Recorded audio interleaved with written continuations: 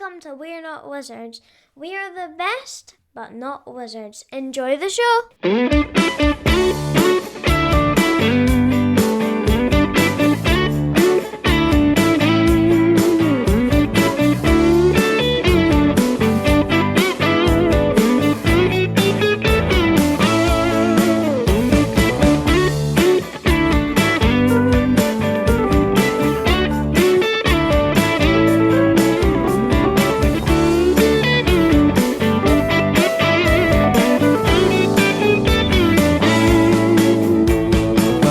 Wizards, my name's Richard. I'll be your host for the middle bang in, right in there, April, with your April showers. It was 27 degrees last week. It's now minus 15 and there's storms outside. You could say, I don't know if there's been something kind of going off. It's almost like the clouds have collided.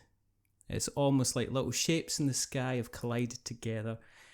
Whether they be triangles, whether they be cubes, whether they be hexagons, I don't know. It could even be little polyhedrons. And there's only one thing, if we want to talk about polyhedrons colliding, there's only one thing we can do. It's to get an expert from Polyhedron Collider himself. The man whose voice is so syrupy, you can see it in aisle 17 in Tesco's. It is, it is Mr. Andy the Voice Lewis. Thank you. Hi, Richard. No, I think you've done me a lot of credit there. As I think you referred to me as an expert, which I am most certainly not. Although, I mean, you say syrupy voice. I mean, I know it carries because we were obviously at Airecon this year, earlier this year. I'm sure we'll come back to this, but I was just standing around talking to a couple of people, to some of my friends, and there's like literally the table next to us just turned around and going, "So Andy," just turning around, going, "Where did you get your waistcoat? Was it Joe Brown's?" I was like, "Yeah, actually, yeah." So apparently my voice carries across the room. Is it unique? Is it unique? It probably is, actually, thinking about it. Is it a mixture? It is a mixture. I'm a dirty vocal hybrid. Because I was born, as some listeners may have worked out, and Rory was surprised himself to learn that I was actually born in Merseyside near Birkenhead. So the Scouse accent comes out, because recently, a couple of months ago now, we were in a local sort of board gaming group. We went up to Bidston, as in Birkenhead, Merseyside, and that's where basically it's about 200 yards from where my grandparents used to live. Yeah. So I was regaling people of that. We're up in the Bidston Observatory there, and they rent it out for cultural events, and apparently board gaming counts as that, and they've got accommodation and stuff there. It's a really good do, actually. You can just rent it out, go up there with 15 friends and just spend the weekend playing games. It's really good. Anyway, so people discovered I'm actually a plastic Scouser by birth. Not Liverpudlian, but Birkenhead, the posh bit. Yeah. A Plazzy. But when I was young, my family moved to Lancashire, and I was about 5, I think, when that happened. So I kind of grew up with that accent, which is pretty much what you can hear now. But obviously, when I talk to Scousers or anyone from Merseyside, and my mum, it kind of comes out, as you can hear now, or even if I'm talking about it. But then I went to university in Scotland, not too far from where you live. And I was there for nearly 10 years, so I've picked up just a wee bit. There is the lilt. There is the lilt. There is the lilt. There's the touch. So there's the kind of the gentle kind of lilt that you can get. Where did you go to uni? I was at St Andrews. Oh, were you? Oh, right. Okay. I was. Yeah, I was. I was surrounded by royalty and everything. Posh. Although he came to my university, I didn't get to his. I'm going to make that very clear that I was there and I'd graduated before he started. So I'd already laid the groundwork. He just rocked up. The thing is, if you go to somewhere, and I've said this before, there's like parts of Edinburgh, and there's certainly parts of like St Andrews where the posh people from Edinburgh go, where they sound English. Oh, yeah. They sound English. Yeah, totally, they do. And I was doing this the other day, and I was driving through Sight Hill on the way to Sight Hill, yes. on the way to Sight Hill, on the way to Gorgie Road to see the Hearts of Midlothian, and it's like, where are you from? And it's like, exactly. From Socky Hall Street, Where exactly? I was born at the maternity hospital in Edinburgh, the nice one, or the right along at the Bupa bit. But It could be worse. Coming from like Glenrothes, Fife, right? Fife's a weird place, man. Fife is Fife, absolutely... Jesus, the Kingdom of Fife. It is, because you've got lovely places like St Andrews, Cray, all along the eastern all those lovely coast, fishing towns, Anstruther, fantastic chip, beautiful, beautiful countryside, lovely place. But then all the towns in Fife are shiteholes, I'm not going to lie, because you've got Kirkcaldy, you've got Glenrothes, you've got Leven, they're just dumps. It's just weird. Beef, it's such a... Lochgelly. Cowdenbeath, God, yes, jeez. Interestingly enough, at some point, and it was for a regular, it wasn't just for a slight stretch, but for the longest time, during the kind of the property, what you'd say the property boom, Lochgelly used to continually feature in kind of like featured articles like on the Times and stuff like that as being the cheapest place in the UK to buy a house. Because there's solid reasons why. There's actual there's documented evidence why that's the kind of why that is definitely kind of the case. But yeah, so you're I mean, it's so funny because you can go to like, if you even go like if you travel like kind of like up the coast, like if you go to like even, I mean, Burnt Island maybe not as, but definitely kind of Aberdour. Aberdour's got some... Aberdour. But you go between... The clue's in the name, really. It is Dour. It's all right. It used to be kind of like it used to kind of like be the posh part, but Fife's weird. Because It is a weird place. It is a kind of a it's weird very beautiful, area. but it's got these sort of acne towns that are just awful. You just want to pop them. All like High Valleyfield, Oakley, Kearney Hill, Crossford, Torryburn, and then you got like Couris, and Lime Kilns, which are these picturesque, beautiful places where they take the tourists, because the buildings in Couris are like 20,000 years old or something like that, and it's like where they had like castles and stuff, and it's just like, it's absolutely kind of absolutely wonderful, absolutely fantastic. Which I have no idea how we get in here. This is your fault. I'm going to point it out as your fault. It was my accent, because you said it's where is it from? So I was regaling everyone with that, and of course now I live in the Midlands. Thankfully, I haven't picked that up. I think I'm just a wee bit too old for that now. Because I'm not going to lie, it is not the most attractive accent. It does sound a bit odd. And to be fair, the especially the Black Country folk, I'm not in the Black Country. I don't think, by the strictest definitions. I want to make that certain before I get lynched by any yam yams. I don't know what that means. It's a local term for the for certain. For some of the populace around it. I'm not going to claim I know which bit, so I'm going to detach myself from any lynchings. We can edit this out before you get disappeared off into the darkness with a sack over your head. Hi. But they are staunchly defensive of their heritage, which is fine. I mean, a lot of people are. So, so there's the accent of the Midlands is unique. Let's put it that way, because obviously there's the Birmingham accent, and then you get to Dloy, and everyone sounds a little simple, even though they're almost certainly not. But it's a weird place. But it's lovely, actually. It's lovely, because I live in Worcestershire, and Worcester's beautiful. Because when you've got Malvern, you've got the hills, and I live basically in a forest by a river. It's amazing, a really, really nice place. So very happy where I am. But you wouldn't believe it would be like the middle of England. Well, you kind of cut. It's rolling hills. There's even a steam train here. It's fantastic. It is pretty much Jane Austen country. Are you getting into that? Are you approaching that age where steam trains move from being something cool to something I'm borderline gonna get obsessed with kind of thing? I'm going to say no, but I'm going to heavily caveat that with a possible yes, because welcome to middle-aged men slipping down that slippery slope. Do you know what? I have genuinely considered getting like a model railway for the attic and stuff like that. The proper old man cardigan upstairs. I even own corduroy trousers. I know. We're of that age. You're of that age. But I mean, I do find them fascinating. I always have. I've always found them fascinating, just because they're just engineering wonders. They really are. And having the Severn Valley Railway nearby. There's all of these things, and I can see them from where I live, just going across the valley. which is fantastic. So in the winter, when there's no no leaves on the trees, I can literally see it straight across. So it's going across the other side of the valley. So in the summer, of course, with the leaves, I can't see through trees. It's a little difficult, but you can still hear it. But yeah, so seeing them. My dad was down a few weeks ago, actually, just visiting. And we took him on the train and all that sort of jazz, which was fantastic. And he loved it and always has. And I really enjoy it. But I discovered that I wasn't aware of. There's actually a wee museum just up the track here. Oh, right.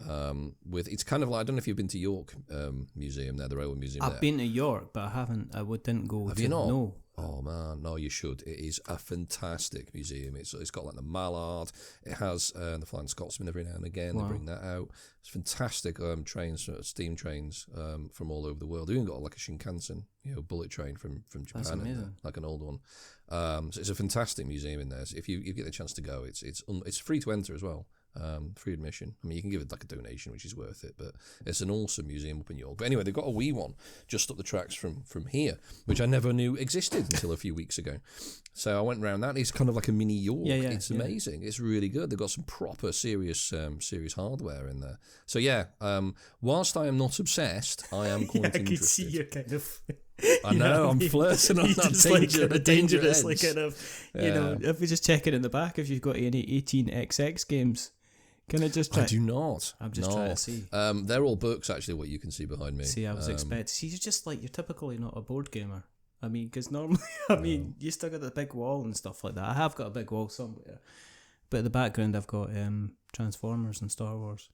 I'll be honest. No, these are all books. I wasn't allowed to put them up because Alora's... she's like, no, you can't have too many in there. They'll just like take over the house. So we've got a room downstairs dedicated to them. So if I was down there, that's an entire wall, about 3 walls, all down there. An entire kind of wall to wall, yes, kind of thing.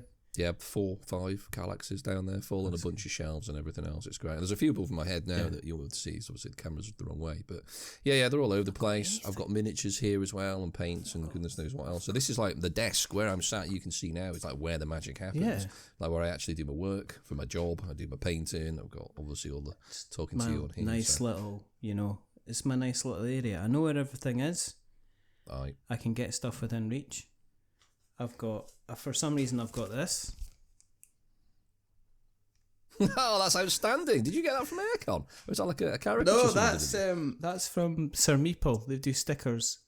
Outstanding! It's just it's part of a. It's my daughter's birthday soon, right?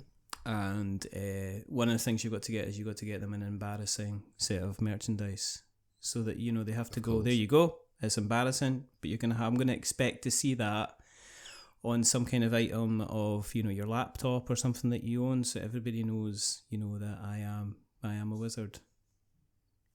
Or not, or used to be, as the case may the be. wizard formerly known as Richard. Well, as I say, depending on how you look at it, is if you look at the domain name, it actually could be seen were not wizards.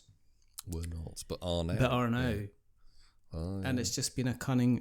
I'm hedging my bets. I'm kind of double whatever it. I'm double swording it, broadswording it, 2 sides of the same sword. I don't know what kind of saying I'm kind of looking for. Anyway, was Airecon fun? It sounded like Airecon was fun. I'm not going to go too much into Airecon because if you want to, I know your exploits about Airecon. You talked about it on the latest Polyhedron Collider episode. I think so. Maybe one ago. I can't. We just recorded one, so it's possible. Yeah, it might have been the last one that people have heard. I can't remember where it's out yet. I know the latest one isn't. I don't think. Yeah. The one before it is, but it's literally like the newest one has only been out for a couple of days as we record this. So yeah. I say a couple of days, almost a week, but never mind. Time's flying, man.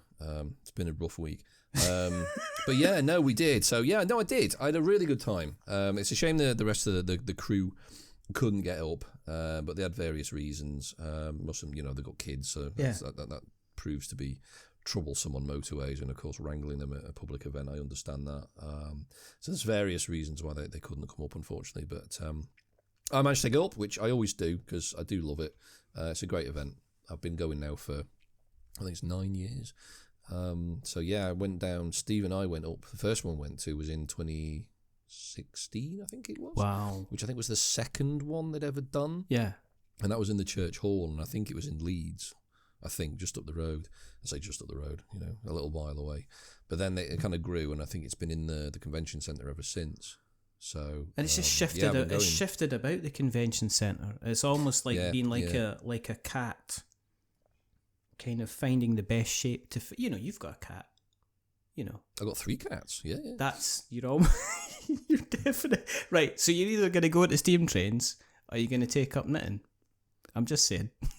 No, I'm not. No, I don't think I'm actually allowed any more pastimes because You've got enough. My partner is convinced that I'm like I have my hobby is having hobbies. I think is basically what the thing is. What kind of new hobbies can I pick up this week? What have I got? No, exactly. No, it is seriously. She's like, I do get obsessed with things sometimes. So it's like some of them stick. Yeah. A lot of them don't. But gaming I've been doing since I was a kid. So having that re-stick as an adult is not a big surprise. No. But I've got into miniature painting over the last sort of 5 years or so. I've been doing quite a lot of that. But I've also, I do video gaming as well, although less than I used to. I've got an aquarium, got the cats. There's occasional adult lemonade that I partake in. That's always fun. I like films. I like music. I host a music quiz every month. So there's lots to do, man. I'm a busy person. And then in some point in all of that, I've got a life and a job to hold down as well. So exactly. It's in the way, man. It's just like it's kind of like the job is encroaching on it. When are they going to start using? When are they going to bring in universal income? Basic income. Exactly. When are they going to? We're supposed to be in the future now. Exactly. Tomorrow's world in the 70s said there's going to be like robots, no one will need to work. Hoverboards. Exactly. Marty McFly told us that like 10 years ago, we'd all be like on hoverboards and pit bulls and things like that with like bionic arms. But no, technology's let us down. I think everything else has let us down at the moment. I think that's definitely there's significant issues within the world. I think we don't need to delve into any of them just to ruin everyone's day. Because I bumped into you were playing, was it Invention? Inventions, yes, the Lacerda game. God, that was a bit of an ordeal, actually. I still need to apologise to Frank West and Luke, different Luke, not Mr. Pryor. And because the four of us, see, this is how knackered I was. There was only 3 of us, I'm saying 4, it felt like it. Hallucinated an extra person. Because I'd slept so terribly the night before, and so had they, for whatever reason. So, like, the 3 of us were all, like, hankering on, like, 4 hours sleep each. And when you're trying to teach a heavyweight Lacerda to people who've had 4 hours sleep, and you've only had 4 hours sleep yourself, it is difficult, I'm not going to lie. And it did not go well. They played the game. They got it because they're bright folk, it's like Frank designs games for a living or something. It's like he picks them up. I don't know, but I can imagine like Frank West when he gets in front of a board game, right? It's kind of like that the scene of Zach Galifianakis in like The Hangover. He just gets all these charts and stuff in front of his face, and he just goes like, "I'm going to do this, and this," and you're like going, I didn't know you could do that, Frank. No, I've never seen that before. It's funny actually because you know what, you joke, but you're not far wrong because all the questions he asks, and I can see why he does it. They all came from a game design point of view rather than how would you do that in the game point of view. It's like, why is this that and not that? Yeah. Surely that would make. But Frank, I didn't design the game, mate. I'm just teaching it. And then he proceeds to kill everybody at it. And he did the same with Project L a little later in the day. And he basically just did a strategy that no one else has ever done. And he absolutely wiped the floor with everyone. So he's a bright guy. But yeah, it took about as long to play the game as it did to teach it as well. It was a nightmare. I kept walking past it. At one point, you're going, right, so this bit connects to this bit, that connects to this bit, that connects to this bit, and that bit allows you to do that bit, but not that bit because you haven't got that bit yet, and you need 3 of these before you can do 2 of those, before you can bring it over together, and then you've got to go to that board there. And I was standing there going, my brain is filling up just by standing there and listening to you explain that one bit. Badly. Now, the thing is, I taught it to Rory from our podcast, a couple of weeks ago, and it went fine. I did it in like half an hour because I'd had some sleep, So it's just, I was just so, I might have had a couple of beers the night before I was teaching Frank as well. Might have played a small part in it. But, it didn't help that like where you were sitting, where we were sitting. I think we were sitting at the big same long table at the the first day, is like literally if you span around in your chair, if your chair was a revolving one, you could spin around and the beer truck was right Yes, there. it was wonderful. It's almost as if I ended up playing most of my games there for the rest of the weekend in those, because there was the Cold Bath Brewing truck in the corner, and I know, because they do some good gear actually. The brewery across the road from the convention centre is excellent. If you ever go in there, you could probably sack off the convention completely and just have a few jars all afternoon. But yeah, because I was introduced to Galactic Cruise by guys called Ian and Dave, who are from, I think they're Milton Keynes, so they're part of the MK group down there, and they taught Rory and Steve, a little while ago, so they all knew all about it. So I ended up playing with the same folk. Brilliant game. We've covered it on the podcast. I actually played this afternoon with some friends who came over. Really, really great game. And that was right near the beer truck as well the day before. It might be the day before, actually. I think it was. So it's their fault, kind of basically why. Intermingling now. Now I'm thinking through. I've had some kip. All of this is now feeding together. I think basically it's Ian and Dave's fault that I was hanging out my arse on Saturday morning. That's why it's their fault. Because they were right near the beer truck as well. I was like, do you want beer? Yeah, sure. You just get a pint, and then you get another pint, and then you get another pint, and you're not moving throughout the day unless you're going through to kind of like get the food, and then come back again, and then you don't realise, because if you've not been to a convention before, you're generally, especially something like Airecon, you can be there from like 10 o'clock in the morning until like midnight, 1 o'clock, easy in the morning. So you can be playing like you're putting in. You're putting in a shift and a half. I mean, you can be putting in a good kind of like 16 hours of games if you really wanted to. So it passes so quick as well. That's the thing. That's absolutely ridiculous. So, what was the game? What was the outstanding kind of game of the show for you? What was the one that kind of like really kind of was it anything that? Probably Galactic Cruise, to be honest. But I did enjoy Black Orchestra as well. I've never played that before, so that's kind of like Nazi Pandemic, basically. Yeah. I mean, there's a bit more to it than that, but it's essentially the same sort of mechanics. But no, I really enjoyed Galactic Cruise. It was superb to the point that, because I know Dranda Games had a stall in the... Yeah, they did, yeah. I kept going round and annoying Will, because he calls himself the board game wizard. So, does he? Yeah. I think there's certainly copyright claims going on there. I think he's infringing your IP. No, I just walked past him and flipped in the finger to the point where he's walking. The alternative legal defence. He's walking past me in the hallway, and I was like that. Well, and he looked up, and I just. But he's going to be arranging for him to come on the show. But, brilliant. So that should be interesting, because he seems to be a guy that's high energy and infectious, but he also seems to be very engaging as an individual. So I see, he's teaching the same game. I think he was teaching Galactic Cruise like most of the weekend. Yeah, he was. He was pretty well engaged, actually. Every time I went past the stand, because they were selling, obviously, the game, the expansions, the playmat, the bling. And I kept sort of going past, going, "Oh, I'm probably going to buy this, Everyone's like, Andy, you're going to buy this. And I was resisting for a couple of days. Literally a couple of days. Played the game, and I thought, now I'm definitely going to buy it now. So I did. I went back on the Sunday, and I managed to get it just before they'd sort of sold out of all the expansions. So I got the lot. Wow. Which was nice. And it's worth it. I really like it. It's such a clever game. It looks really intimidating because it's really big, and it's a bit of a table hog, to be fair. There's a lot going on. But it's not a difficult game to play. It's not mechanically horrible. Like a Lacerda is quite complicated, or at least they can be. Galactic Cruise is probably rules-wise, it's about the same as Viticulture or something like that. Really? It's not horrible. I'm very it's I'm really really surprised at that, because when I saw it on the table, and when I've seen all the kind of the pictures from Instagram and stuff like that, it's like, this is a game that goes on for miles, and you're just like, okay.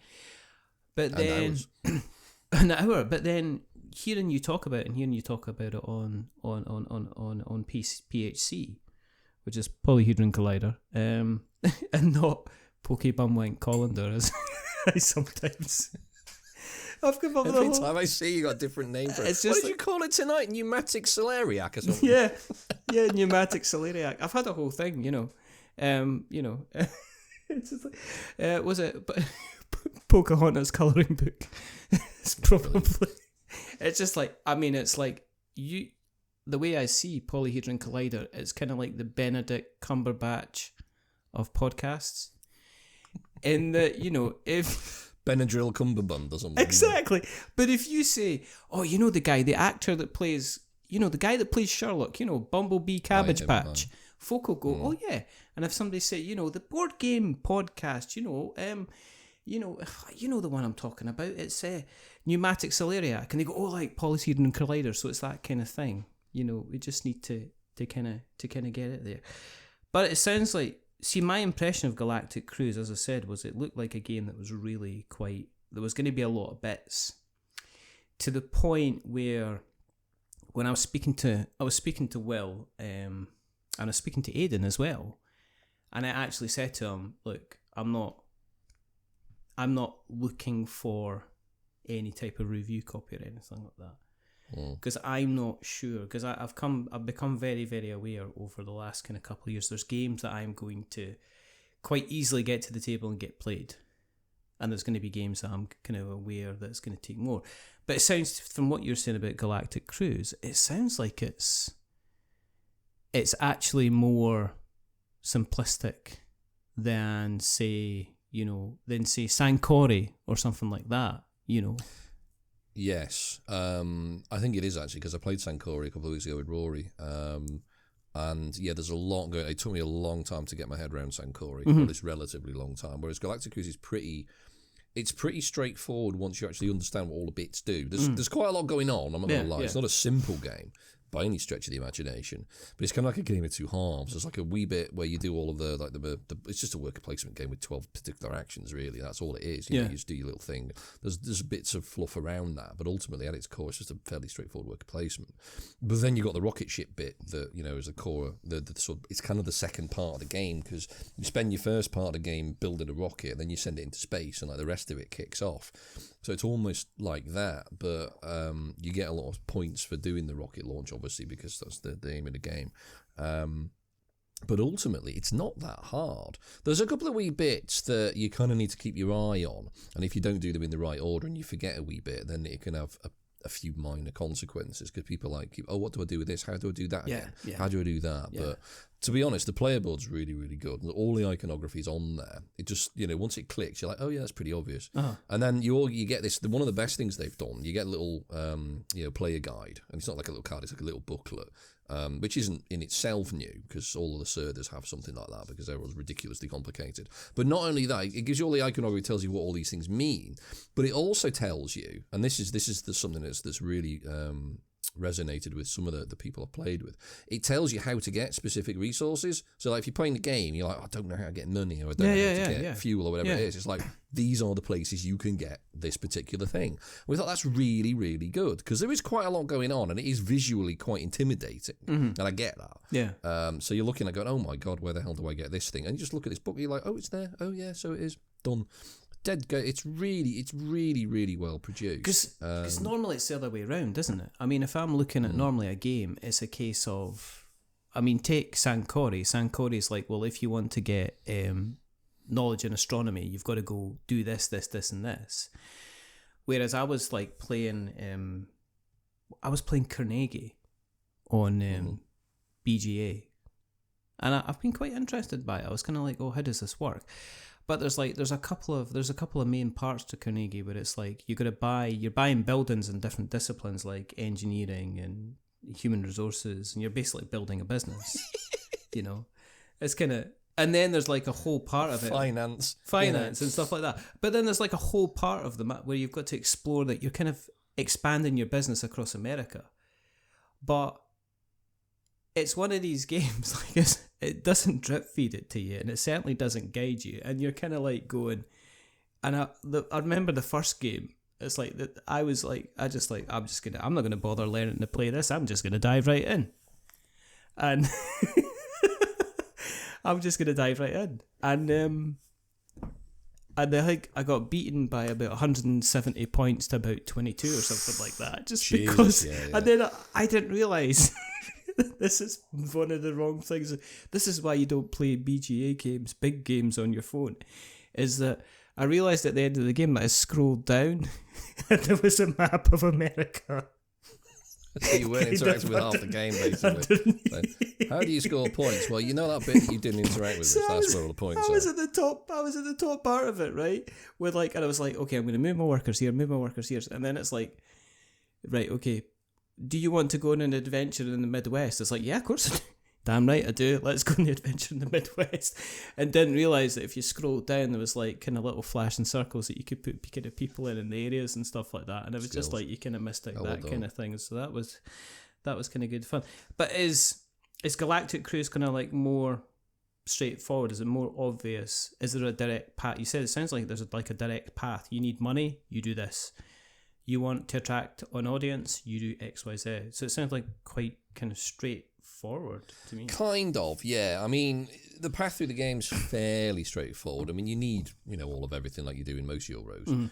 But you'll need money to build a rocket. You'll need some various resources to actually power the thing when you launch it. You need customers to go on to it because obviously they pay the bills. So there's a fairly reasonable understanding of what you need to do during the game to kind of go from nothing to rocket ship in space. But in order to actually get different resources, there's a number of ways you can do each one. So it kind of just lists where these things can be found should you require them. It doesn't really tell you how to play the game necessarily. It doesn't give you like a strategy. It just tells you, this is where money's found, this is where you get fuel or adverts or whatever. So it's really quite useful because on a game quite, I'm not going to say complex, it's not simple, but a game with a lot going on, it sometimes is quite difficult to just see where you can get one particular thing in amongst everything else. So it is quite convenient. The manual's brilliant. It's really leaned in. I quite like its style because it's really leaned into the idea that it's properly marketing and commercial. They've written it slightly tongue-in-cheek. Yeah. You're supposed to be like the COO of some company, and the idea is that all players are trying to vie to be the CEO, the top dog, to run the company. So the person who wins, gets to be that. But they've really done that. Like there's a guide to tell you how to pack the really nice game trays insert of choice contender this year. I'm not going to lie. Are you going to be making it a plaque? Well, game trays have done it themselves. They did like 2 plaques a few years ago for themselves, which is quite nice. And that was quite fun.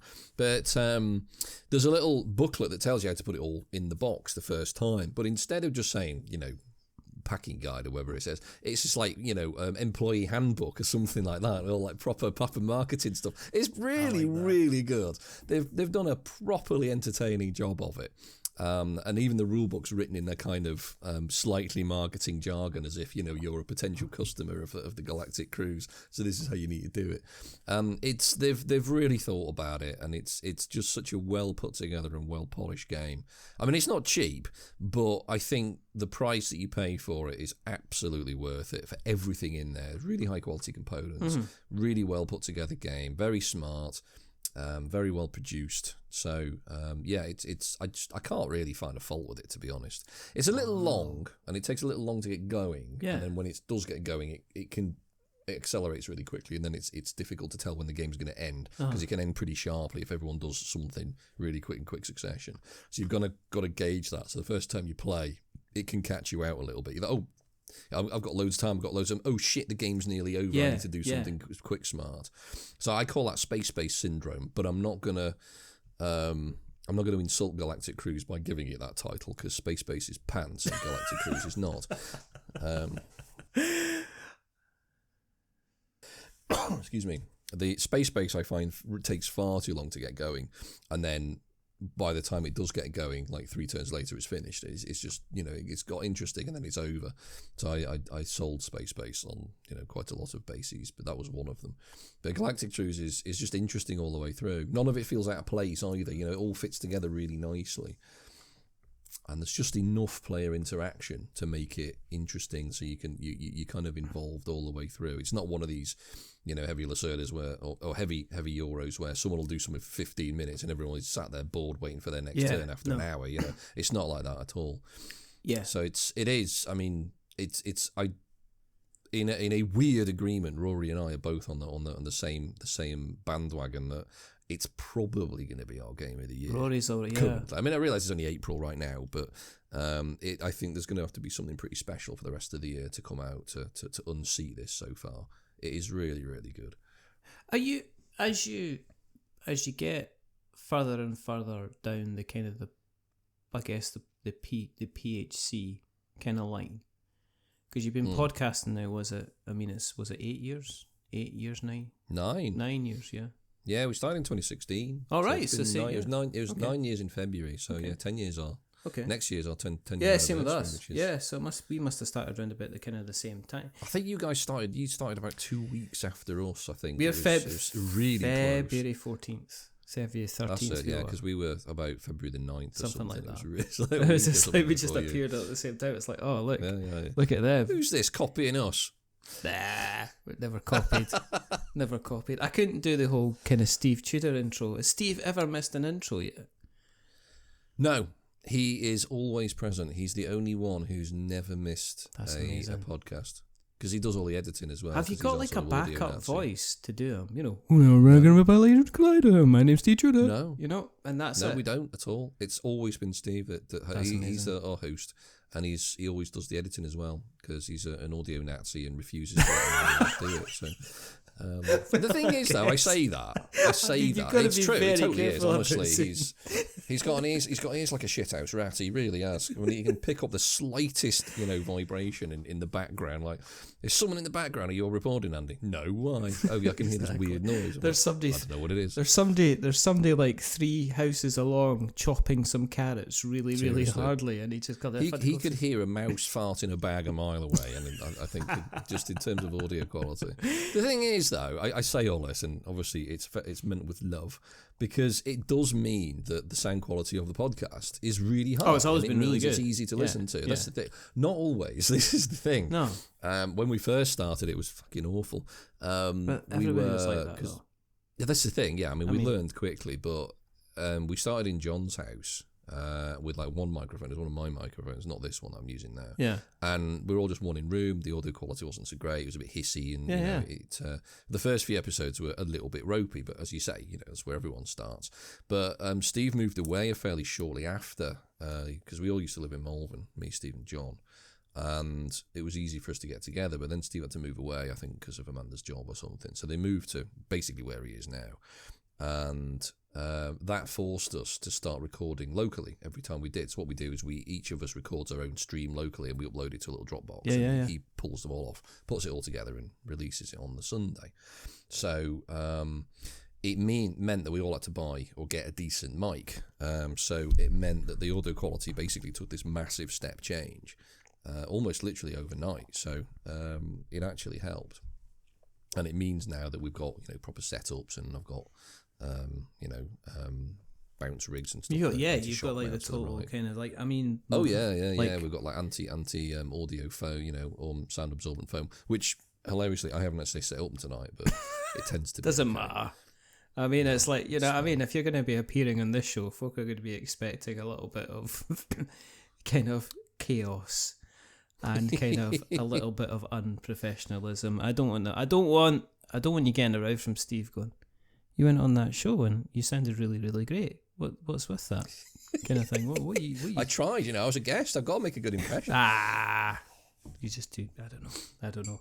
But no, it's been like that now for quite a long time now, because obviously we've all got older, moved away, kids, families, jobs have changed. So yeah, I think Collider's pretty much the one constant we've all had in our respective lives. We've had a small staff change over the years. Obviously we brought. You've got Rory in, but then John went away for a while. Yes. And then Sid's coming. Yes. And then John's back again, which is... He is and he isn't. I mean, he comes back when he can, which is quite rare, because he's got a lot going on in his family life. So he joins when he can, but John's very intermittent, unfortunately, now. So there's kind of the 4 of us that mostly do it, and then obviously John joins when he can. So it's always good to see him. Do you get to see... How often do you get to see everybody kind of like on a social basis then? Is it just when you're doing... Not as often as we'd like. Yeah. I know Steve and Rory meet reasonably often, like once a week, because they're relatively close together where they live in the world. Because we're all quite disparate now. We're all at least an hour from each other. Wow. From at least any other person. Yeah. So it's just kind of an annoying distance to make going there slightly inconvenient. Yeah. So it has to be planned. It's not just a case of, I'm just going to go round tonight to my mate's house to play a few games or anything like that. And of course, we've all got older, we've all got families, commitments, work, so you can't just go, I'm going to go for a few beers tonight like we used to in our 20s. It's not like that, because we're all old and of a certain age that life has now become a little bit more difficult for us. So we do see each other now and again, but nowhere near as often as A, we used to, and B, that we'd like to. Because if we had our own way, it'd be like once a week down the pub, bit of a hangover on a Saturday, that kind of thing. But I think you just can't do it anymore, unfortunately. It's just like to get your own space. But I guess what I was leading into before that was, has the gaming tastes kind of changed over the years for like yourself? I mean, are you I think, like everybody, there's a point where people's outside organisations start to recognise you who you are as a podcast and stuff like that, and you get, here, have this to review, have this to review, have this to review. Sure. And then I think on the other side of it, you get to a point where you become more picky about what you actually want to feel obligated to review, and you start ending up going out and buying stuff that you kind of want to review instead. And I've seen over the last probably the last maybe 6 months, I'm kind of doing more of I like the look of that game, I'm going to go out and get it and then see what it's like. And if I like it, I'll keep it. And if I don't like it, I'll bung it off second hand without feeling that I'm kind of. So I guess my question to you is have you noticed that your taste, you kind of, your taste has kind of changed? Are you wanting to play every single game that's out there, or are now you quite content to say, well, Galactic Cruise, so far for me, game of the year. I'm probably not going to play another 50 games to see if there's another game of the year that comes along. They're probably not going to play another 15 games to see if another game of the year kind of comes along. Where are you kind of in that? I think, I wouldn't say I don't know if my tastes have changed a bit over the last sort of 10 years or so since we started, but not by much. I think I've got a bit more picky, more than the taste has changed. So pretty much what you were saying there, like, I'm not going to bother playing 50 games just to see if one of them's a diamond in the rough. I'm going to play games that I like the look of now, and I'm just going to play stuff that I like. I mean, Laura calls me a bit of a snob, and she's probably not wrong, because I'm now I can be slightly I've got to that point now. I'm a critical person anyway. Yeah. But I think that has now extended into my taste in board games, because if it doesn't wow me, I'm not that interested in it, Because I think there's enough games out there now, current climate notwithstanding, with what's going on in America, that there's plenty of games out there that will suit, pretty much every taste. So I've kind of found my niche, I think, to answer your question. I mean, if there's a new Lacerda coming out, that's, to me, that's an insta-back on. Yeah. I'm all over it. It's an insta-back now on Kickstarter, because I really love them. They're really great games. And I was backing pretty much everything by Final Frontier, which obviously tragically they've now had to close up shop, which is a crying shame, because I really loved their games. Cavern Tavern, which was one of their first games, that was my first back on Kickstarter many years ago, and I've backed all their sort of Five Realms games ever since, because I've really enjoyed them. They're really clever games, really fun, whimsical artwork by the Miko, and they've always resonated with me. So obviously their last one, I'm not going to get. Okay, it's the risk you take with Kickstarter. It's just a shame to see such a nice company go under. But I've really liked those games. But at the same time, whilst you could say my taste is very firmly in Euro territory, and it kind of is most of the time, I do like a good story. Okay. So I do like a bit of a thematic game. So things like Mansions of Madness. I really like the Cthulhu mythos, which I have Mr. Tudor entirely to blame for, because he's always been into Lovecraft, and I wasn't that familiar with it until I sort of sat down and played a few games with him and thought, this Lovecraft shit's pretty good. So from that on, I've really enjoyed things like Arkham Horror, Mansions of Madness, all those kind of games. I really enjoy them. I mean, they're just mindless dice chuckers. But they're great fun, because they're story-based, they're theme-based. It doesn't really matter about the mechanics. They just, have a good time, have a laugh, probably die horribly. And that kind of game I really enjoy as well. So it's the kind of the both sides of the fence. So proper Euro stuff, and with a little bit of sprinkling of Ameritrash. And I think the Fantasy Flight are another one it's a shame that they've kind of basically disappeared now, because I've got a frightening number of their games, actually. Not because I'm a big Fantasy Flight whore or anything, just because I like the style of their games. I like the way they're put together, and I just like the themes and the stories and stuff that come out of playing their games. So mostly it's things like all the Arkham Horror series, but there's also things like the Android games, Netrunner and Android. I really like New Angeles, which is like a bidding, it's a kind of a negotiation game. That was a really weird one that kind of came along, and there was a bit of a buzz about it. And then I don't know if somebody said they didn't like it. And I can't remember if it was maybe the Dice Tower or somebody, but I think somebody of a reasonable influence went, I'm not sure about this. And it just went from people being, I want to grab that, to it kind of disappeared. It's one of these strange, I don't know if it's one of these games which is like, it's universally loved by the people that own it, that you never ever see it for sale. Yeah. It's not like, it's not like, Cry Havoc.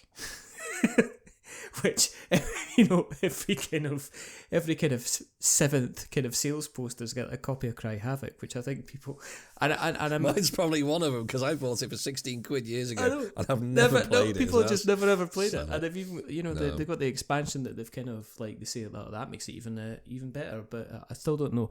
I'm still convinced at the moment that there is the same bundle of root with the Riverfolk and the Marauders expansion and stuff that people nobody ever plays. It just gets sold, just passed from around. person to person. It's like that bottle of wine that you take round to to somebody's party. You give them the bottle of wine. They look at this and go, "That's not for me." Puts it in the cupboard. So when the next time they go out, they take that bottle of wine to their friends, and this bottle of wine just does the rounds. Yeah. It's probably like I'm pretty sure we've got a party bag in the house that goes between all of my brothers on a regular basis for birthdays, and that everybody kind of gets the same kind of party bag. And I'm just wondering, that is the same with Cry Havoc, and potentially it is the kind of like the same with Root. Are you still? I think. Okay, so one of the ongoing jokes at Polyhedron Collider was that you would always go out all out in Kickstarters. That you were kind of like a big fan of kind of like, you'd see something and it's like, it was always a joke. Have you backed it? What level have you backed it? And it's like, I've gone all in, kind of thing. Of course I have, yeah. But is that still a thing, or is that kind of dying down? I don't see you, and the reason I'm asking is I don't hear you mentioning, and I don't know if this is a conversation in general or if it's just a move away from Kickstarter in general, but I don't hear you talking as much about crowdfunding stuff and saying, I'm really, really interested in that. And I don't know, again, if that's maybe like a taste thing, if you've decided, well, it's going to take more than just a shiny box and some minis to get me kind of laying down a pledge. Yeah, I think it's probably a bit of both. I still do back stuff on Kickstarter and GameFound and stuff. Some of them are pretty hefty, but it's less common now, I think. Yeah. Again, I think it comes back to the fact that I've got more picky. Yeah. So, I mean, the last big thing I really backed, like properly big thing, was the Arkham Express thing. Horror or the Horror of the Arkham Express game from who the hell is it? I can't remember. Not Modiphius. It's that name will come to me. But Chaosium. All right. Okay. The big one that they sort of showed off last year at Expo. That Sid and I and we all loved, basically. So that was a big one I backed. That was a few £100. But I don't think I've backed much since. But it's not just... Actually, I might have backed the new Airecon Realms one. I can't remember what it's called, but the Everleaf or whatever it's called. Yeah. That one. But again, it's not that common these days. I don't know if it's because there's less of them, but it's... I think it does come down to the fact that I've got to become a bit more picky. As you suggest, basically, it needs a little bit more than a shiny box to get me interested. But I still do it, but just more choosy. I think the reason I do go for this all-in stuff is partly FOMO. Of course it is. I'm not going to even try and deny it. It's not. But it's also a case of, because I have what Steve calls... I'm basically a completionist, or I have, what does he call it? My brain's gone dead now. But basically, I kind of like to have everything of a set. And it's not just with games. I do it with other things in my life as well, like paint sets and stuff for miniatures. I like having the whole thing, because to me, that's just very satisfying that I've not missed anything out. So that's kind of another reason why I do it. It's not just to brag or anything like that. It's because I have probably some severe psychological issues mean I have complete, some kind of completionist issues. I can tap a box under the desk here that's got like the entire Vindication series from Orange Nebula, the big huge box. So I know where you're coming from. I mean, sometimes it's just I mean, it's like I've got the Unsettled collection. I've got everything that's part of Unsettled. So when you're saying like, okay, I like to back it, is it maybe also down to the cost as well? Because I think maybe we're in the same kind of wheelhouse. But I did used to kind of get involved in more Kickstarters when the exchange rate was different, when it was like, this is $100 box, but I was getting it for like 65 quid. Yeah. And now it's like, it's $100 box, which means it's almost like £95. It's almost equivalent to the dollar.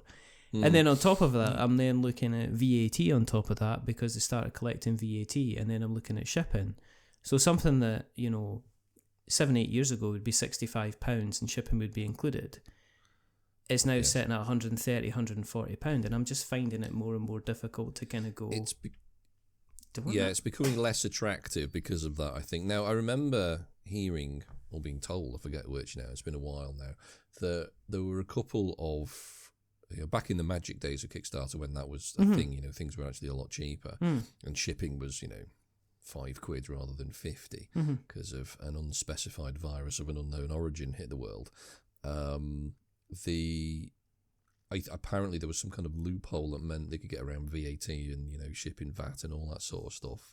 Whereas there are a couple of publishers who did it properly, and that's why some of their stuff was, I'm not going to name them, but they did it properly, which is why some of their stuff was considered more expensive at the time. Yeah. Whereas now, I think the loophole's been closed. Yeah. So everyone's having to do the proper full shipping VAT cost. So everyone is now having to pay a bit more for it. I mean, the price of shipping has obviously gone through the roof anyway since 2020, since we had COVID, which hasn't helped, and I don't think it's come down that much. It's probably come down a bit, but I don't know exactly. I don't think anything that's gone up in price at all since COVID. No one's going to come down if they can get away with charging more, are they? No. It has made it a little bit more considered. When I'm looking at these prices, thinking, how much is this? Because I backed, I think it was the Youth Year expansion, the last one, the cold one, which I'm still to play properly. I'm not going to lie, but there's another one. But that, I think the box was like £100. There's a bunch of miniatures. It's a lovely box. It's worth £100. There's £100 of stuff in it. That's fine. I've no problem with the actual price of it. But then you look at the shipping afterwards, because then they show the shipping, then the VAT, like you said. And it adds like another £50 to it. I'm thinking, fuck off. I know. That's ridiculous. And I'm thinking, and I think we've had this conversation within Collider Towers, and it is making things much less attractive to back on crowdfunding. I would say Kickstarter, but obviously other platforms are available, and for GameFound and all that jazz. But it does make, especially for RPGs, obviously a few of us at PHC do like our RPGs. Yeah. And it's getting to the point now where we're thinking, well, why should we back something for 30 or 40 quid plus shipping when we could just go down the shop after it's out and buy it for 25, 30 quid without the shipping? So we are starting to look at, and it's getting that way for some of the games as well. You're thinking, well, hang on a minute. Is the benefit of backing it, maybe a slightly lower price or a little bit more in the box, is that becoming now offset by the ridiculous increase in prices? And we're really starting to think about that now. So I think, yes, it is becoming more of a special occasion for me to back something than it used to be. Yeah. And also having the time, obviously, to play it and the space, Yeah. I mean, I've still got a big pile of stuff that I still need to sell, which I keep getting reminded about, which is just a hassle. You got to put it all in boxes and then ship it out. It's just a pain in the neck. Yeah, no, I get it. If I actually got myself organised, I could just take it to a con. And they'd be like, who wants to buy this stuff? It's a lot easier. That's what I'm Luke, not that organised. That's what Luke did at Airecon. He was always like some kind of drug dealer. You just had folk kind of sidling up. He'd organised it, not through the bring and buy.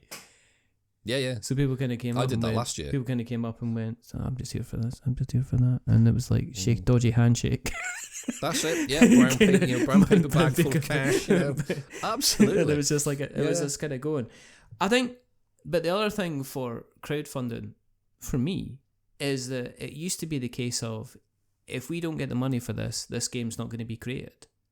And now it's a case of, if you don't buy this now, like you say, I'll just wait like 6 months. Yeah. I'll just wait a year. I'll just wait a year. Yeah. I'll just wait 18 months, and then I'll come back and it'll be on your e-commerce website, and I can just kind of maybe pick it up. So I think some people are kind of like that. They'll say, well, I know this is definitely going to be out there anyway, so I might as well just wait, and then hopefully I'm not fussed about stretch goals, really. It's not like a big thing. I'll probably go on to the kind of the board game trading group and see if it's there, kind of thing, and see if I can pick up. There'll be somebody kind of searching it, but it's kind of strange. It's just I guess it's just kind of part of the kind of the landscape. But also on the other side of it, you said, oh well, the other crowdfunding platforms are available, but when you're looking at GameFound, Kickstarter, BackerKit, there's not as much like a one-stop shop. And also, no, not anymore. I think Kickstarter was the big one, but then it has now spread out, and I think GameFound's definitely eating into it. Because their platform's actually pretty competent. Yeah, it is. Yeah, because it's also a pledge manager, which Kickstarter isn't. So you need to use something like BackerKit, which obviously they've cottoned on to the fact that, hang on a minute, if we're doing the bloody backing side of it, why don't we just do the project as well? Exactly. Things like that. So it does make sense. I can see why. So you've got to keep an eye on. It's like having like loads of different chat apps on your phone. I've got about 6 of them on my phone at the moment, because you've got all the different ones. You've got to keep in touch with all of these things. Why can't I just use one, for God's sake? But it's the same sort of like, of course, all of the content providers on your telly. You've got Netflix, Prime, Disney, Paramount.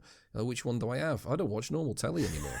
Not for years. Or it's like that. I've just got these bloody streaming services. An advert for me is an unknown thing. That's, what the hell is this trying to sell me to? Go away. I'm not interested in such things. What's that show? Exactly, What's that show? And then you realise, and then you forget about going, or you go into Channel 4, and you realise like 90% of the stuff's on Channel 4, and then you go, I really should go on Channel 4 more often, because all the stuff that I'd probably watch on Channel 4 is all there already. And then you end up kind of paying your money through your various kind of different things.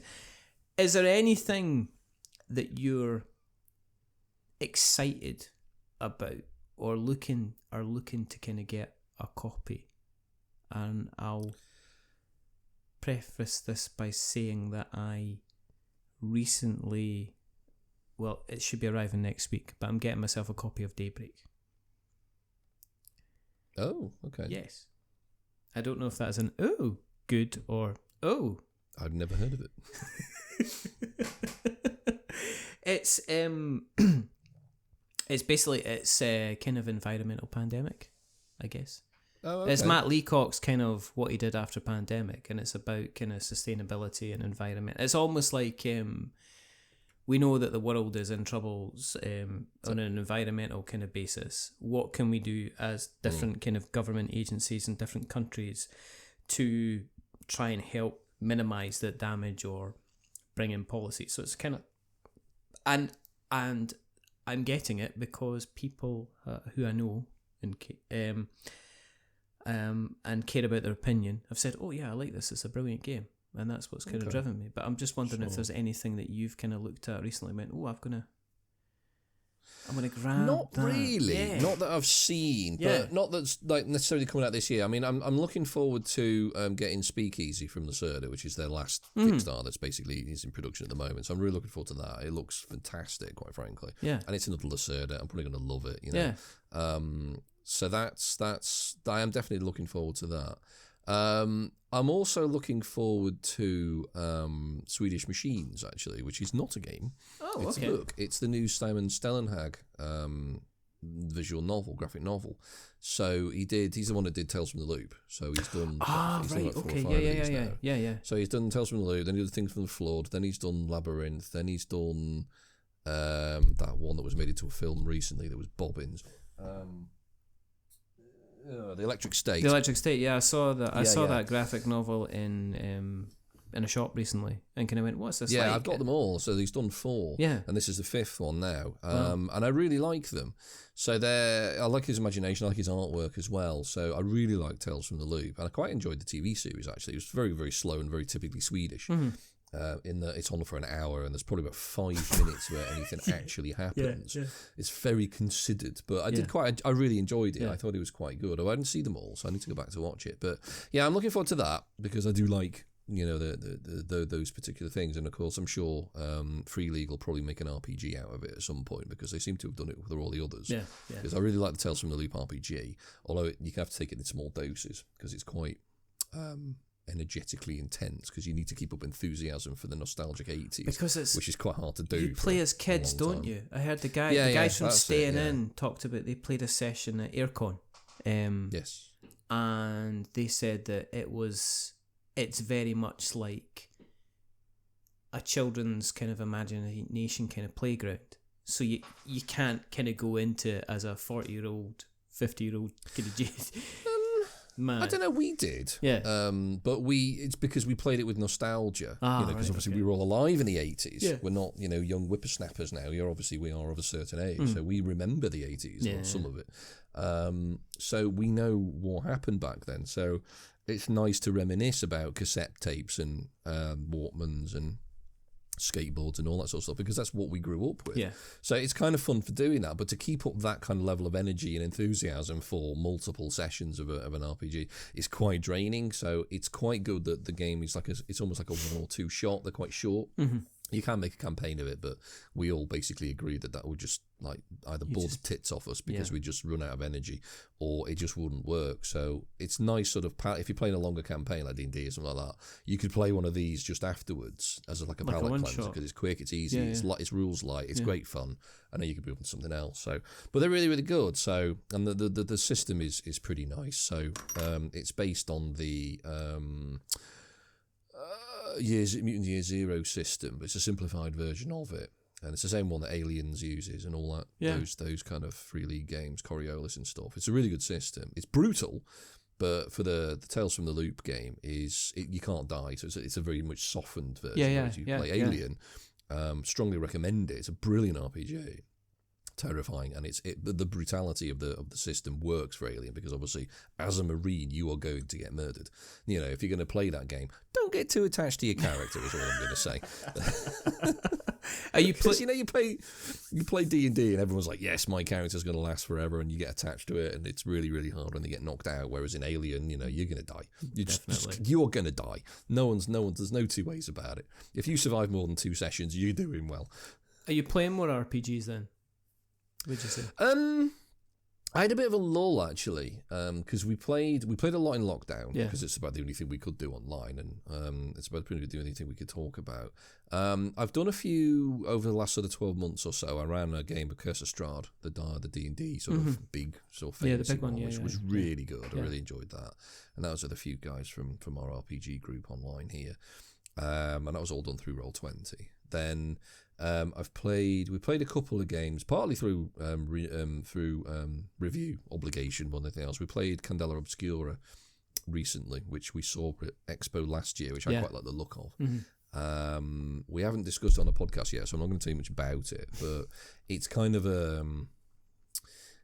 it's a kind of grimdark, steampunky, almost Lovecraftian kind of game, and it's based on the same system that Blades in the Dark uses. And I really love Blades in the Dark. I think it's a fantastic game. Me too. It's a great system, a great way of playing the game. And again, it comes back to I like a good story. So it's one of these sort of narrative games that you kind of just pull the game out of your arse, as it were, because there's no real structure to it. You kind of make it as you go along. And I really like that. And Candela Obscura is similar to that.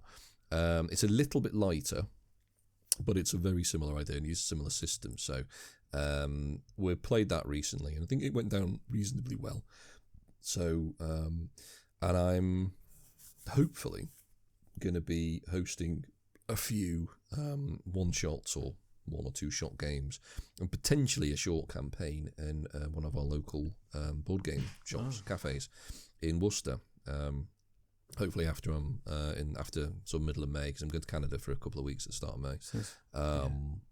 And hopefully I'm going to be hosting a few there for anyone who wants to join. So I don't know what I'm going to be playing yet, but yeah, I'm playing a few. I mean, I've got load of RPGs that I want to play, like Simba Room. We need to go back to our group. We need to go back to play the third part of Coriolis now that's out, which we keep promising we do, but we've never really got round to. We loved Coriolis. It is brilliant. We really, really engaged with it and loved playing it. So I haven't played as many recently because I've been, for whatever reason, I've been doing things on a Wednesday night, just been busy. But yeah, we got into Candela Obscura recently, which I quite enjoyed. And then, so I'm going to be doing a few other bits and bobs. But yeah, at the moment, it's kind of juggling everything else. Again, life is getting in the way sometimes, which is a shame. What about the smaller stuff? Because, I mean, for whatever, I mean, I always thought that I would kind of like, and I think you actually used this analogy in a couple of episodes ago, that you're going into your red wine kind of period of board games, where you like the bigger, kind of crunchier, more complicated stuff. And I'm finding myself personally that I'm guessing I'm heading towards a kind of I like a whiskey and lemonade. You dirty boy. Right? And I maybe do a whiskey with a bit of water. But I find a whiskey by itself just a bit too much at the moment. So I'm more likely, you know what I mean? That's where I am. I've got a rum cask Jura downstairs. That's the game. You know, downstairs. And I had a bourbon cask Jura the time before. And this rum cask is just... one of them, actually, up the shelf. I've got a red wine cask Jura as well. Nice. I don't think I've got much left of it. That's quite nice, actually. Yeah. No, I'm doing a 30 mil with a dash of lemonade in it. I must admit I'm cheating. But then somebody said to me, it might have been Steve, actually, who said, I don't think Jura care how you drink the whiskey as long as you're drinking the whiskey. As long as you put in the bottle, you know. I'd be surprised if Steve said that, but it's possible. It's possible. Maybe it is. And maybe I'm just... It might have been Sid that said it, because Sid and I are quite snobby about our whiskies. I mean, if you're putting lemonade in a single malt, I should have words with you, man. Especially as a Scottish person. Look, if it's getting drunk. But then on this, I guess... Well, I can see your point. You know, I mean, the distillery sells a bottle to you. They wouldn't give a shit if you put it into the sea. They don't care. Exactly. The money for making you will get some people that say, "Aye, laddie, you can only drink this while you're standing on a hill wearing a kilt in the southern wind." And it's like, or I could sit inside with a nice glass and a book, and you know, and I'd still get the same thing, and they still kind of get their money. But what I'm saying is, I find myself, and I don't know, this is because of my the group that I go to and stuff like that. I've been playing a lot of quicker games, lighter games, like your Castle Combos, your Flip Sevens, you know, games like that of late, and having kind of like a very, very good time without feeling I'm kind of like committing hours and hours to kind of learning games now. And I don't know if that's a kind of do you ever kind of dip into the kind of the lighter side, the cheese and cracker kind of? Yeah, very much so. I mean, I've got loads of smaller games downstairs. Now, I tend not to seek them out. Yeah. There's exceptions to that. Like the Dark City series, like the Tortuga, the Bristol, the Salem, those ones that look like books that are done by Facade Games. I quite like those. They're really good fun. But I really like Social Deduction and Hidden Traitor games as well, so they're always great fun. Have you played The Gang? Yeah, I've got it. I really like it. So good. It's a great game. The thing is, though, it definitely... have you noticed? Have you played it with people who can play poker? And have you played it with people who can't or don't know play poker? Yes. And have you noticed there's a significant difference in who plays what? I tell you. Yeah, it's... We had three sessions in total. I had the first session with at Airecon, and it was me, Luke, and I think Paul, right? And we all know our way around poker. And Luke just played it, and we had like the best time. And then the second time we played it, it was me and Paul, but there was two other people who just weren't kind of like poker players. And there was such a remarkable difference in how the game kind of played. Yeah. It's nuts, isn't it? It's It's just- like, do I have to use all 5 cards? Yes, you do. Oh, in that case, my hand's pretty good. Oh, God, what are you doing?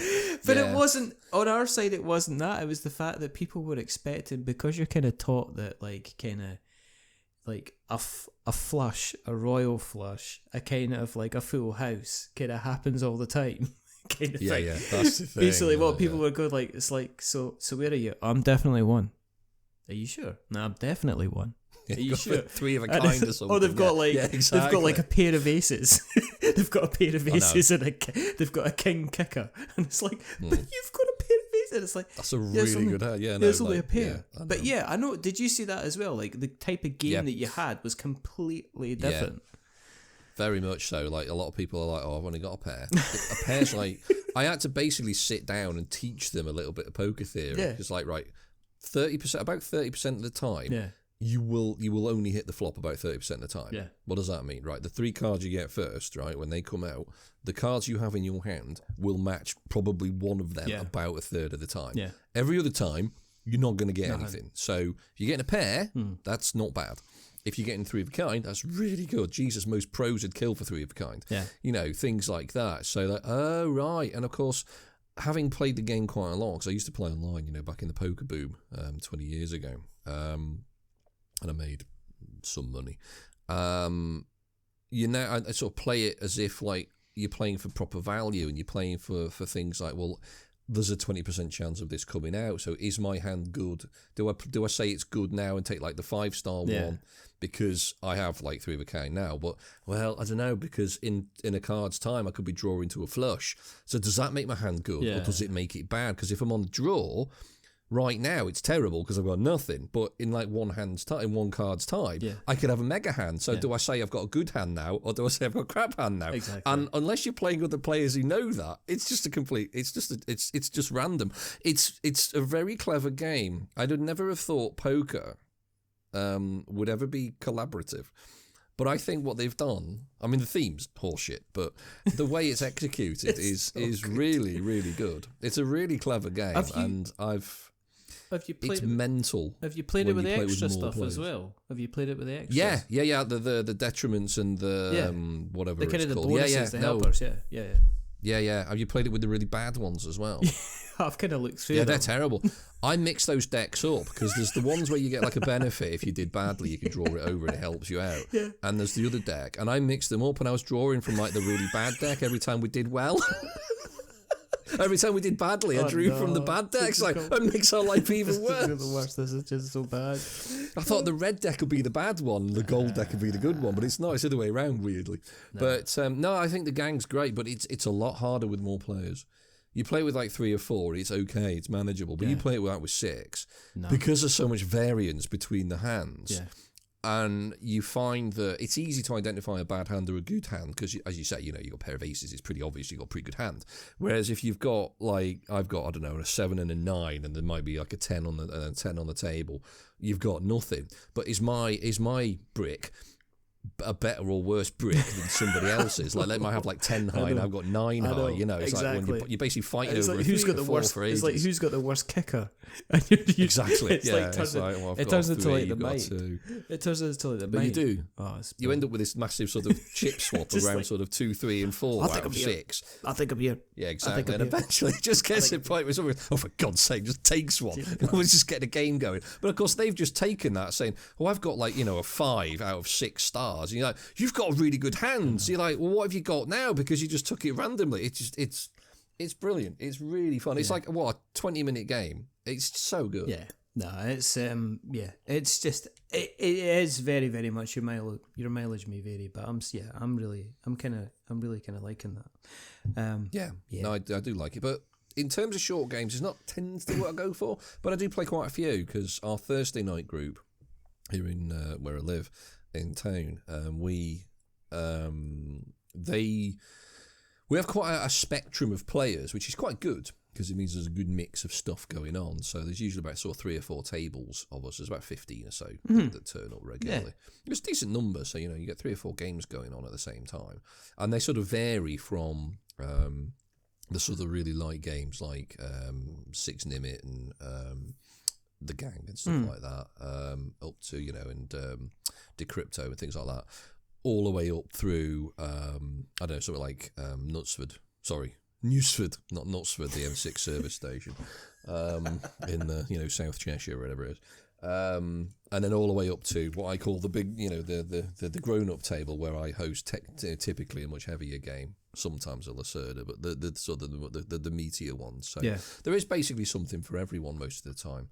So and occasionally you finish a game earlier than you thought you would because everyone's done well or gone through it and understood it quickly. So there's time for a lighter game at the end of the day. So there's a few people who bring games, and there's always a few lighter games knocking about. So I do play a fair few of them. So I played things like Spot, Six Nimit, all those sorts of things recently. I haven't taken to all of them, but I have played them at least. So. You played Strike? No. You have to play Strike. Your world will be a better place when you play Strike. Who's that by then?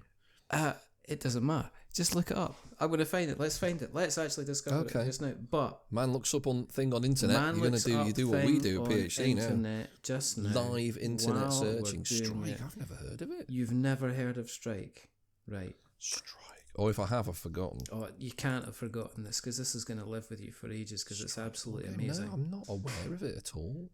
You get basically it's quite literally language independent. It's like battling. We've talked about it constantly in the last kind of couple of episodes, but it's basically like gladiatorial combat using dice. Oh God, yeah, I'm looking at it now. That looks nuts. It's amazing. Everybody I know, noted. Everybody I know that has played this game, right, has gone ahead and bought this game. It's so. I mean, it's just it's absolutely outstanding, and it's only about £24 on various different places, and it's just no. You have to. I'm just gonna say I'm gonna leave it at that. I'm not gonna say anything else. I'll next time you're at your group, mention if anybody's got a copy of Strike, and if they have, beg, borrow, don't think they do. Steal, ask them to bring it in because it's going to be absolutely fantastic. I'm very conscious of time, and it's kind of like it has disappeared. It's just gone. I mean, this is what happens when we get 2 people that just we like to talk about our board games. Polyhedron Collider, it's a fantastic show. It's been labelled many things. It's been labelled the third best podcast because obviously behind your good self, obviously, and whoever the Golden Geek Award winner is this year.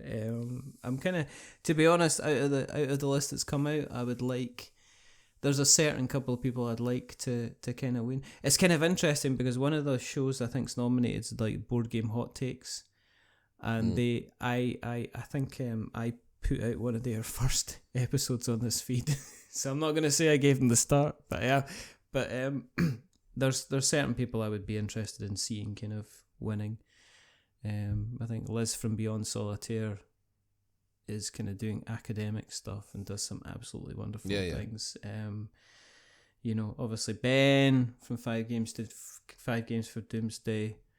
Again, fantastic. Your no pun included folk with Talk Cardboard not calling themselves no pun included. So I mean, what's that all about? Questions have to be answered. But if you if you've not listened to Polyhedron Collider and you're missing kind of Top Gear, I guess you could say it's kind of like the Top Gear of kind of like board game discussion. It's depending on who's there, it's either 3, 4, or maybe even 5 people having the best discussions about board games, being quite opinionated, not afraid to kind of say how it is, but also at the same time have a jolly good time, obviously interested in what they're talking about, and it's definitely worthwhile kind of listening to, especially for the fact that you'll always have Steve every single time. Yeah, he's the only one that's not missed an episode. I think I'm the one after that who's been in sort of the second most episodes that I think I've missed about 4 for holidays or whatever it is. But no, it's genuinely a good listen, and there are American shows like You're So Very Wrong About Games and your Board Game Barrage and everything like that. But there's something kind of warm about the kind of the chat that goes between you guys that shows that you've obviously known each other for quite some time, and that you almost are able to read each other and you know who's going to like certain things, and there's little kind of inside jokes and little kind of digs, but there's never any kind of nastiness. It's all very warm, and it all comes from a place of kind of love between you all talking to each other. And if you haven't, I'm glad it comes across that way. Yeah, it's just, as I say, it is kind of like I always used to picture myself as kind of like a couple of friends meeting in a cafe and having a cup of tea and a chat. You guys are the guys sitting around the kind of either sitting in the pub having a few beers, or out in the back garden, and one of them's disappearing off to tend to the barbecue just to make sure that the sausages... That's it, yeah, because there's like some kind of fire going on. That's usually the case. There's some kind of catastrophe in the background. It's nice that you've said that, because I mean, it is pretty much the feeling that Steve wanted when we first set it up. He wanted the feeling that it is literally just guys sat around a table in a pub talking shite. Yeah. It really is that. So the fact that comes across when we get that feedback every now and again is really pleasing, that it's actually we're achieving what we set out to now, which is great, and it's nice to know that people pick that up and they engage with us as well. I think it's not just that we get people write in. Obviously yourself, you've asked us questions that we address on the cast, which I think helps engagement with the audience, because it's like when you write into like a radio station and you want the mention, you don't get it, whereas if people write to us, we do try to answer their questions, so hopefully they feel like they're involved. And we've started recently a Discord channel now, like literally last week. Yeah, I know. It's actually come really well. We've got a load of people involved. This is brilliant. So we've actually just engaged with the audience, which is fantastic. So I do feel like we are, and I mean, you saw at Airecon, I ended up talking to a load of people. Yeah. Yourself included, who just, they come up and say hello, mostly because my voice carries, so they know I'm there. And they can hear me in, Leeds. I'm surprised you didn't walk into Airecon and when they asked you for your ticket, you just went, "Don't you know who I am?" And they went, "Oh, do you know who I am?" I keep threatening that with my partner, and she's like, "Will you stop doing that? Do you know who I am?" Out of my way, things like that. But not even I am that bold. But it is fun, and it's nice to know that it is that kind of feeling is coming across, because we don't want to be false, I suppose, in the same way. Because I mean, it's a mantra I've always. When I used to do regular reviews, the mantra I think we've always had is we don't want to be false. We don't want to be sycophantic. As you say, if something's crap, we're going to tell you. And similarly, if something's good, we're going to say so. Because at the end of the day, we're just normal people. There's nothing special about us, really. We're just slightly overweight middle-aged men in the Midlands. That's pretty much what we are. I was going to say. There's nothing special about us at all. I've got a definite face for radio. There's no two ways about that. Well, tell me about that. I mean... But exactly, the idea is that, people out there are, you've got money, you choose where you want to spend your money. Is this thing any good or not? Yeah. You want to know, because we don't want people to waste their money. And at the same time, it's also good for publishers to know that what they've put out is or isn't any good, because publishers don't want to be producing rubbish stuff. So if they get feedback, oh my from a goodness, playtest that's an out entire can of worms. Is the lack really of is. lack I know, of absolutely. criticism in the board game space at the moment is yeah. absolutely so frustrating that people are Yes.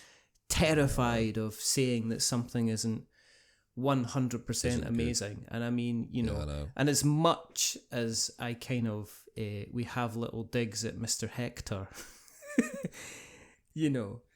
I don't know what you mean. Oh, Richard. shut up. Right?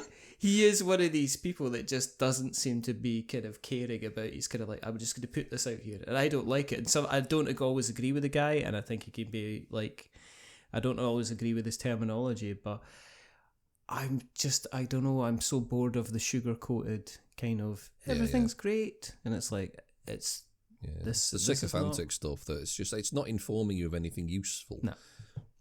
It's not. Yeah, that's what we've always tried to avoid. I mean, if we do criticise something, we've always tried to be constructive about that criticism. Yeah. We don't want to just go off on a rant. You know, here is why we don't like it. You know, the iconography's bad, or the rule book's rubbish, or whatever it is. It's hard to find. Which is fine. It was confusing. Things like that. Which is fine. Which is what you need, and it is like literally because if they don't hear that, then a board game designer's going to go, well, we've got 15 reviews here that all say that the game's absolutely brilliant and the best one they played. But we've got this review here that says that the iconography wasn't very, very clear. And I like this. I like the fact that when you're talking about games sometimes, is you're mentioning the issues in relation to kind of colour blindness and stuff like that as well. That you're bringing that up if that's a kind of an issue. And for a lot of, I mean, if we're looking at, you know, male population playing board games and there's a high percentage chance that some of them are going to have some range of colour blindness, you need to know. It's no About point in me, this game looks absolutely amazing, brilliant, but I can't actually play this because to me the green and the blue looks exactly the bloody same. Sea or salt the and red and pavement. orange. I can't touch it. It's bloody awful. Yeah. I cannot tell them apart. Now, they'll say, oh, we've got the colour blindness symbols in the corner. It doesn't matter. Yeah. I mean, when the first time you look at something, you see this whacking great field of colour, that's the thing your eye is drawn to, not some poxy little symbol in the corner. It makes no difference. And I'm staggered that colour blindness is an issue now in modern board games. I've had a discussion with a professional who was like looking into it, and I basically turned around to her and said, look, there are 6 colours you can always use that will not be affected by colour blindness. Black, white, grey. One of yellow or green, one of green or brown, and one of red or brown. But you can't have all 3 of those because it won't work. You could use a light blue. You could use maybe a purple, but not if you've got blue. Yeah. Because I can't tell purple from blue apart because my eyes don't detect red properly, which is quite common. Yeah. So it means I don't see the red in purple, which means dark purple looks like dark blue. Yeah. So don't have both of those. Like viticulture is a fucking nightmare for me because the order cards in viticulture look exactly the same as the summer cards. There's the dark blue and the dark purple look exactly the same. Yeah. So that's a real problem. Now I like viticulture, but that is a design issue. So I mean, it's not difficult. So you can have light blue, orange, black, white. I don't know, green and maybe bright yellow, or some other, murky brown grey or something like that, and that'd be fine. They'd all be distinguishable because they're all different parts of the spectrum. But then you end up with like bajillions of colours that no one can bloody see, or they're so small that they're indistinguishable. And I do find it quite fascinating and slightly frustrating that this thing still happen. I mean, this was a while ago now. I remember being at Expo, and I was playing Guards of Atlantis when that came out. That's like basically a sort of board game MOBA. Yeah. I did not care for it, but I asked them because I was struggling to see a lot of the iconography on it, and I said, "Did you test this for colour blindness?" They said no. And this is the proper release product. Yeah. Like, really? Yeah. You're mad. Yeah. Because it's saying, I mean, it's about 10% of the male population that gets colour blindness, and it's less for women. It's about 3 or 4. But, it's still a thing. And that's a significant lump of your market that are probably going to struggle to play the game. Now, I can't play Sea Salt and Pepper because I just can't tell some of the differences apart. Yeah. And it's not uncommon for me. I mean, the people I play with are fairly sympathetic towards it, which is nice. They're like, they'll choose player colours that are distinguishable, which really helps, which is nice of them. But yeah, we do. I mean, it's not just that; it's iconography. But the thing is, bringing Sid on board was quite good. Was good because he's quite an emotional chap, in the sense that he's cottoned on to one thing that we really didn't used to do, and that's how he felt playing the game. Yeah. You No, know, I the kind of noticed that, emotions yeah. it brings Yeah, out. yeah. He's really good at that. He's and I quite think it's been at empathic with that kind of thing. He is. Yeah. He is. You know, he felt the story, or he felt sad or happy or bored. You know, the kind of things that are actually what we all go through when we're playing these games. You know, the things that we're all talking about mechanics or rules. Well, you're talking about the gang, for story. instance, when like you turn over that last kind of. You turn over that last card and you realise that everybody's got everything right. I mean, it's not like everybody sits there going, great, next heist then. I mean, there's like cheers. It is thrilling. You It know, is there's thrilling. cheers You're and right. stuff like that. You know, there's all that kind of or loveliness. jeering when your first person turns it over. Like, yeah, that's Royal okay. The flush. second person turns it. What are you doing? Why have you got 5 of a kind? You've got 4 of a kind there. Why have you taken 2 stars, you moron? Then that's always good. You know, it's good-natured ribbing, and it is exciting. This is one of the reasons I like stories with the game, because that comes out. And when we played Horror in the Arkham Express, was it last year? Me, Sid, and Steve all played that, and it was just nothing but cheering and shouting, and it was all part of the story, because the story was going up and down. Everything was a ball hair away from failure, and it was just great fun. And it's that kind of thing that Sid really brings out. It's that emotional side of the game, whereas I know I can be fairly mechanical and fairly emotionless when it comes to my assessment of games. So I think he brings that nice sort of balance. side, which is really good. Nice It is a lovely balance, actually, yeah. And then Rory brings weird taste that he's usually wrong. Rory's brilliant.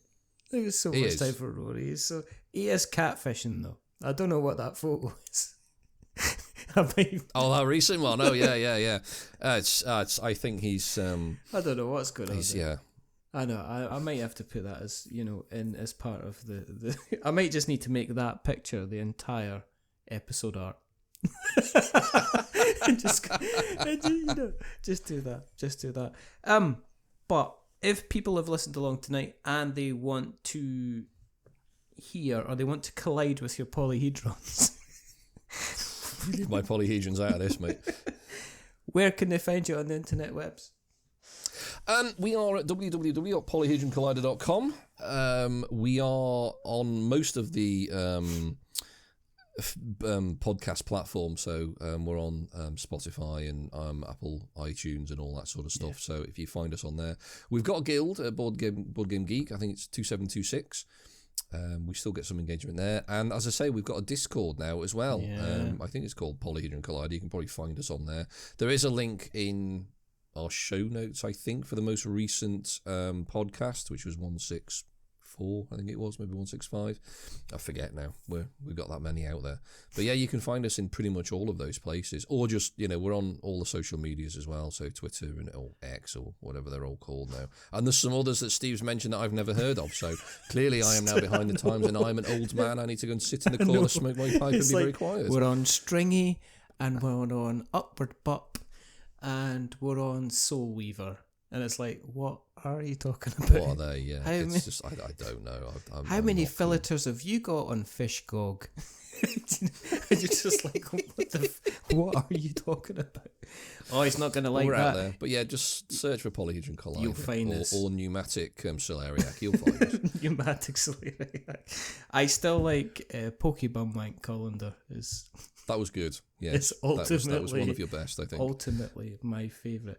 But we'll put all that in the show notes. We will find them and we will concentrate them and we'll stick them in the show notes so that we've got notes to show.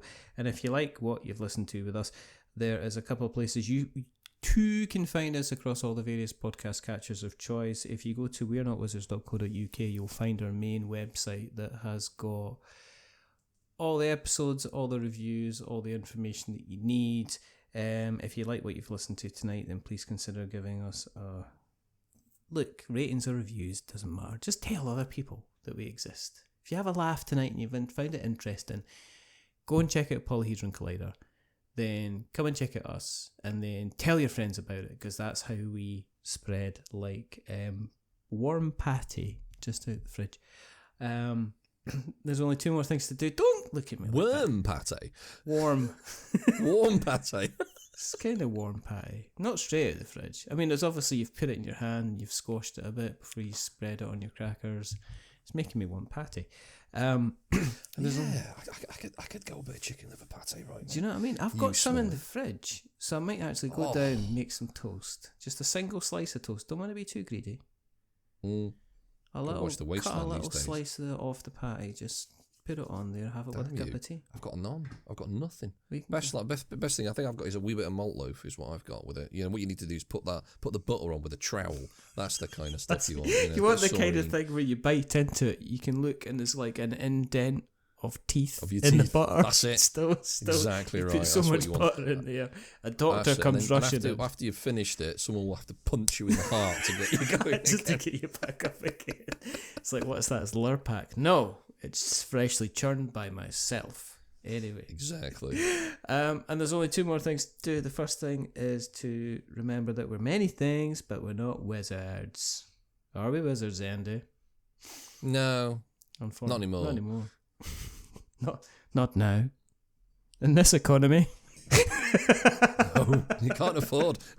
Magic's expensive. You can't do it anymore. Magic's far too expensive. Pokemon's apparently more expensive as well. Bloody scalpers know who you are and where you live. And the other thing is to say goodbye. So it's a goodbye from the rather wonderful, rather fantastic Mr. Andy Lewis. Say goodbye, Andy. Goodbye, Andy. And it's a goodbye from me. Remember, stay safe, roll 6s, make something awful, and stay spicy. Until the next time. Wizard is never late. Goodbye.